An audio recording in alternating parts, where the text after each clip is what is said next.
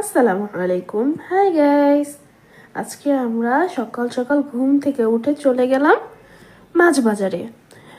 কি শীত, প্রচুর শীত পড়েছিল, শীতের আমেজ বলে কথা। তো দেখতে দেখতে এই তো পৌঁছে গেলাম মাছ বাজারে। এখনই নামবো।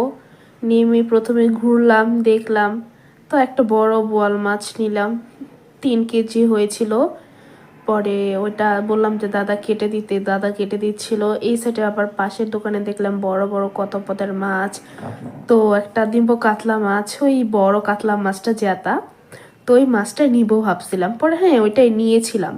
পরে এখান দিয়ে দাদার দেখো বোয়াল মাছ কোটা শেষ, ওই কাতলা মাছটাও নিয়েছিলাম। পরে আসলাম বাটা মাছের দোকানে, বাটা মাছ নিলাম।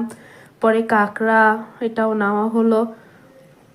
পরে বাড়িতে এসে আমি আবার মাছ কাটি না, তো গ্লাভস পরে একটু কচু মাছ কেটে নিলাম।